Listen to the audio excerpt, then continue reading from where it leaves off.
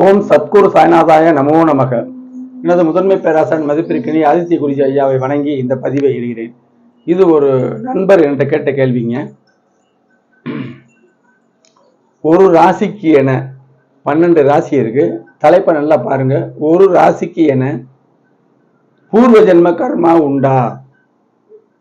இதை கொஞ்சம் விரிவா சொன்னா, ஒரு ராசியில எல்லாருக்குமே ஒரே மாதிரி கர்மா, பூர்வ கர்மா உண்டா அப்படின்னு கேட்டிருக்காங்க. இதுதான் தலைப்பு.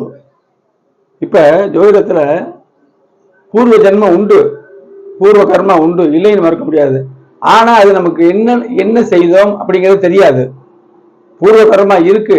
இல்லாமையா ஒரு குழந்தை பணக்கார வீட்டுல பிறக்குது, ஒரு குழந்தை இல்லாத வீட்டுல பிறக்குது, நடுத்தர வீட்டுல பிறக்குது. ஒரு குழந்தை தெருவோரமே குழந்தை பெற்றுக்கிறாங்க, அந்த தெருவிலே கிடாத்திக்கிறாங்க பிளாட்ஃபார்ம்ல.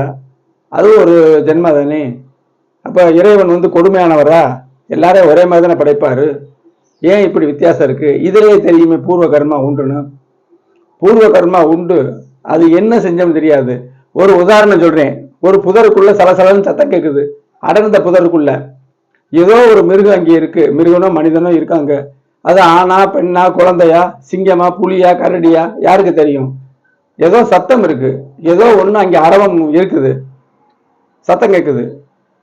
அப்படித்தான் இதை எடுத்துக்கிறணும். பூர்வ கர்மா உண்டு. நம்ம என்ன செஞ்சு பிறந்தோம்லாம் தெரியாது, மெய்ப்பிக்க முடியாது. சில நேரங்களில் பூர்வ ஜென்ம ஞாபகம் வந்ததா சில பத்திரிகையில போட்டாங்க.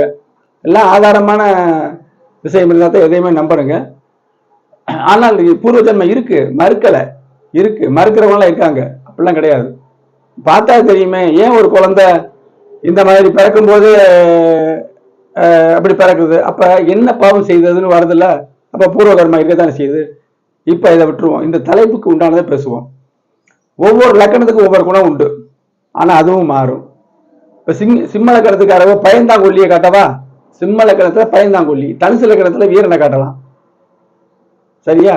கும்ப லக்கணத்துல பெருந்தன்மையானவனை காட்டலாம். சனியோட லக்கணம் பெருந்தன்மை இல்லை. நிச்சயமா சொல்லலாம், இயல்பு சனி பெருந்தன்மை உள்ளவர் இல்லை. இயல்பு சனி அவருடைய குணம் அது அல்ல. ஆனா அந்த லக்கணத்திலையுமே பெருந்தன்மையான ஆளு, ரொம்ப சாப்பிட்டான ஆளை கட்டவா ஜாதகம் வச்சிருக்கேன். இப்படி லக்கணங்களுடைய குணங்கள் மாறுவதற்கு வாய்ப்பு உண்டு. ரிஷப லக்கணத்துக்காரன மென்மையானவர் சொல்லிடலாம், அது பொதுவானது. சுக்கிரன் மென்மையான கிரகம் இல்லையா, லக்ஸரியான கிரகம், நல்லா சந்தோஷமா இருக்குன்னு நினைப்பாங்க, எண்ணங்கள் நல்லா இருக்கும், இப்படி சொல்லிட்டே போகலாம். கலை பிடிக்கும், இப்படி வரிசையா அடுக்கலாம். இந்த மூல நூல்களை தவிர்த்து விளக்க நூல்களில் ஏகப்பட்ட விஷயங்கள் இருக்கும்.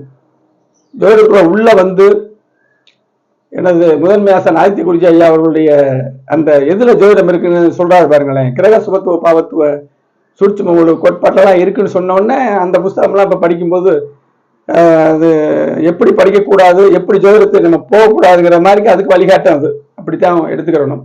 அப்ப தனிப்பட்ட குணங்கள் ஒவ்வொருத்தருக்கும் இருக்கு. இப்போ ஒரு ராசி எடுத்துக்கிறங்க. லக்கணம்னு சொன்னா ராசியையும் அதை சேர்த்து பார்க்கணும். லக்கணம் தான் மெயின், ராசியும் சப்போர்ட்டுக்கு சேர்த்துக்கிறணும். சில இடத்துல லக்கணம் பலவீனமாகி ராசிப்படி செயல்படும், குணம் அப்படி அமையும்.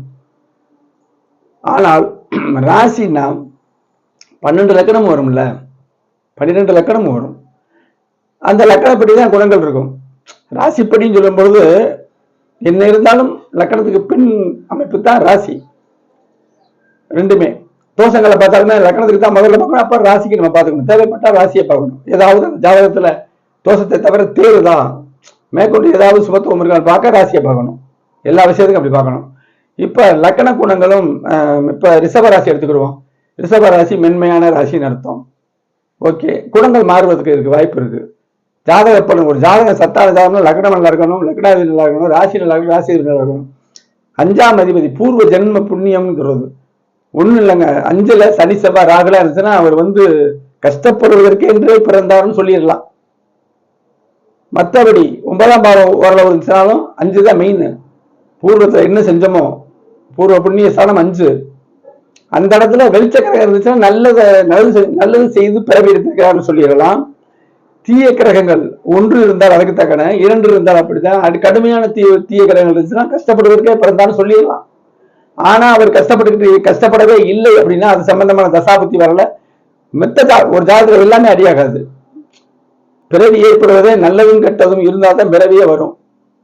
அந்த அமைப்புல 5ஆம் அதிபதி பார்க்கணும், 5ல் இருக்கக்கூடிய தீய கிரகங்களோட அமைப்பை பார்த்து அவர் எவ்வளவு தூரம் கஷ்டப்படுவார்னு சொல்லணும். 9ஆம் இடம் நல்லா இருந்துச்சுன்னா அதன் வழியா போயிரும்ல. அப்ப ஒரு அதிர்ஷ்டஸ்தானத்தில் 5ஆம் இடம் கெட்டு போகக்கூடாது, சுத்தமா கெட்டு போகக்கூடாது.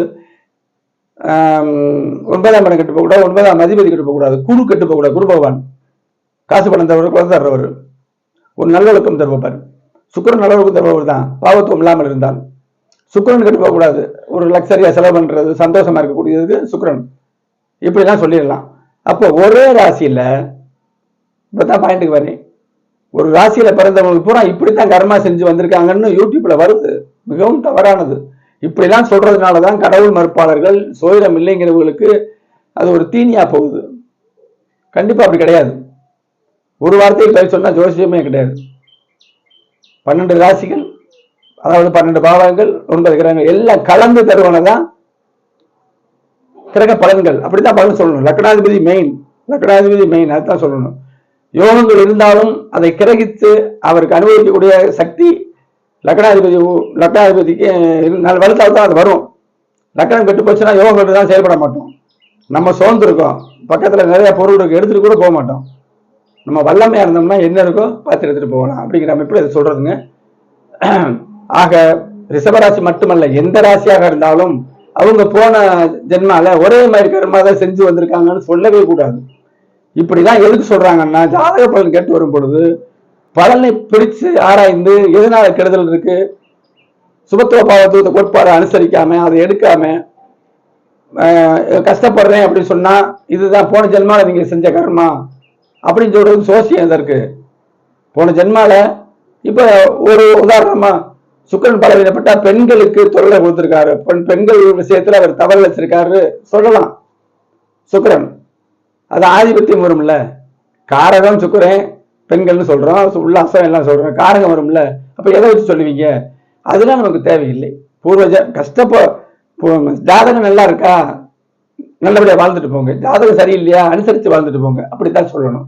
அதனால ரிஷபராசி மட்டுமல்ல, எந்த ஒரு ராசியில பிறந்தவர்களுக்கும் ஒரே மாதிரி அந்த ராசி முழுக்க, ராசியில இருக்க பூராமே பூர்வ ஜென்மத்துல ஒரு குறிப்பிட்ட கர்மா செஞ்சு வந்ததுக்கு மிகவும் தவறானதுங்க. அப்படி வந்து நீங்க நினைக்கவே வேணாம். எனது அஸ்ட்ரோ சாய் செல்வம் அப்படிங்கிற யூடியூப் சேனல்ல இன்னொன்னு சொல்லிடுறேன், தொடர்ச்சியா சொல்லிடணும்ல. அப்ப ஒரு ஜாதகத்துல ஒவ்வொருத்தருக்கும் ஒவ்வொரு ஸ்டைல் இருக்கும், ஒவ்வொரு யோகம் இருக்கு. ரிஷபராசி எடுத்துக்கிட்டீங்கன்னா எல்லாரும் மேன்மை இல்லை, கோடீஸ்வரர் இருக்காங்க, அதற்கு அடுத்த நிலையில் இருக்காங்க,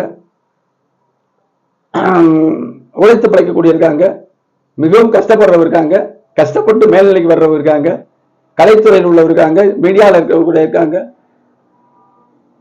நடிப்புத்துறை இருக்காங்க, வியாபாரிகள் இருக்காங்க, ஏன் மீன்பிடி தொழிலாளிகள் இருக்காங்க, உழைக்கக்கூடியவர் இருக்காங்க, கடுமையான உழைப்பு கொடுக்க சனி கடுமையான உழைப்பு கொடுக்குறவங்க இருக்காங்க. அப்படிலாம் இருக்கும் பொழுது எல்லாருமே ஒரே கர்மா செஞ்சு வந்தோம்னா என்னங்க அர்த்தம்? அப்படி கிடையவே கிடையாதுங்கிறத அழுத்தமா பதிவு செய்கிறேன். எனது அஸ்ட்ரோ சாய் செல்வம் அப்படிங்கிற யூடியூப் சேனல்ல 1300க்கும் மேற்பட்ட சுபத்துவ பாவத்துவ கோட்பாடுகள் அடங்கிய வீடியோக்கள் இருக்குது. மக்களுக்கு தேவையான விஷயங்கள் இதுல இருக்கு. நான் விரிவாக தான் சொல்றேன். உங்களுடைய ஜாதகத்தை அந்த வீடியோவில் பார்த்தீங்கன்னா உங்க ஜாதகம் கண்டிப்பா இருக்கும், அதனுடைய சாயல் கண்டிப்பா இருக்கும். உங்க ஜாதகம் எக்ஸாக்டா இருக்காது, அதனுடைய அமைப்பு அதுல இருக்கும். ஜோதிடத்தை உணருங்கள். உங்களுக்கு ஏதாவது ஒரு ஜாதகம் சம்பந்தப்பட்ட எந்த ஒரு கேள்வியா இருந்தாலும் 90 80 57 13 70ங்கிற வாட்ஸ்அப்ல தொடர்பு கொள்ளுங்க. ஜாதகத்தை அனுப்புங்க, முன்பதிவு செய்யுங்க. திருமண பொருத்தம் சிசேரியன் குறிப்பதற்கு உடனே சொல்லப்படும். மெதுவாக தெரிந்து கொள்ளலாம். ஒருத்தர் சிறு வயசுல இருக்கிறவருக்கு என்ன கல்வி எதிர்காலத்தில் படிக்கலாம், ஏன்னா வளர வளர ஜாதகம் மாறாது, அப்படியே தான் இருக்கும். அதை தெரிந்து கொள்ள அமைப்புல கிரக விளக்கத்தோடு பலன்களை கேட்டு தெரிந்து கொள்ளலாம். கிரக விளக்கத்தோடு நான் பலன் சொல்றது. திருமண பொருத்தம் திருமணம் எப்படி இருக்கும், எப்ப நடக்கும், இந்த வயசுல செய்யலாமா, ஒரு ஜாதகத்தை கொண்டு வராரு இப்ப செய்யலாமா, பேசி உருவ செஞ்சுட்டு செய்யலாமா, பாவத்துவ தசாபதிகள் போனவொன்னு செய்யணும். அப்படியே சேர்க்கும்போது பெண்ணுடைய ஜாதகத்தையும் அந்த தசாபதி காலத்தை ஒப்பிட்டு பார்க்கணும். இப்படி பார்த்து பிள்ளைகளை வளர்த்து நல்லபடியா வரக்கூடிய ஆயுள் ஆரோக்கியத்தோட தாம்பத்திய அமைப்பு இருக்குதான்னு பார்த்து தான் திருமண பொருத்தம் சொல்றேன். திருமண பொருத்தம் நம்ம உருவாக்குறது இல்லை, ரெஃபர் பண்ணி கொடுக்கறதா. சிசேரியன்ங்கிறது வந்து நம்மளுக்கு எப்படி பிள்ளை பிறக்குங்கிறத நம்ம ஜாதகம் சொல்லும், அதை கொடுத்தா தான் அதுல இருந்து உறுதியாக நான் நல்ல நிலையில குறிச்சு கொடுக்கலாம். நல்ல நிலை என்ன, ராஜ் காலத்துல குறிக்க கூடாதா, ஆண் காலத்துல பெண்ணை குறிக்க கூடாதா, பெண் காலத்துல ஆணை குறிக்க கூடாதா, அப்படிலாம் கிடையாது. அது தவறானது.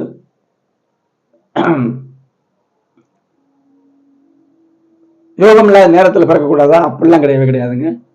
சனிக்கிழமை செவ்வாய்க்கிழமை நல்ல கிரகம் இல்லைன்னு நம்ம சொல்றோம் இயல்பு நிலையில. அந்த கிழமையில பிறக்கக்கூடாதா? அப்படிலாம் கிடையாது. சனி செவ்வாயில பிறந்த கோடீஸ்வர ஜாதகத்தை நம்ம காட்ட முடியும். லக்கணம் நல்லா இருக்கணும்.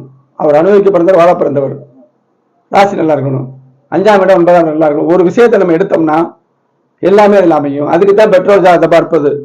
அதுல குழந்தைகளுடைய நிலை 5ஆம் அதிபதி குருபவனுடைய நிலை எப்படி இருக்கு அப்படின்னு பார்த்துக்கிட்டு நம்ம உறுதியாக குறிக்கலாம். அந்த மாதிரி தான் குறிச்சு தர்றேன். ஏன்னா அஸ்ட்ரோ சாய் செல்வம் அப்படிங்கிற சேனலை சப்ஸ்கிரைப் பண்ணுங்க, லைக் பண்ணுங்க, ஷேர் பண்ணுங்க. இந்த ரிலாக்ஸ் ராம்ஜி அப்படிங்கிற சேனல் அதையும் சப்ஸ்கிரைப் பண்ணுங்க, லைக் பண்ணுங்க, ஷேர் பண்ணுங்க. தொடர்ச்சியாக பல நுணுக்கமான வீடியோக்கள் தருகிறேன்.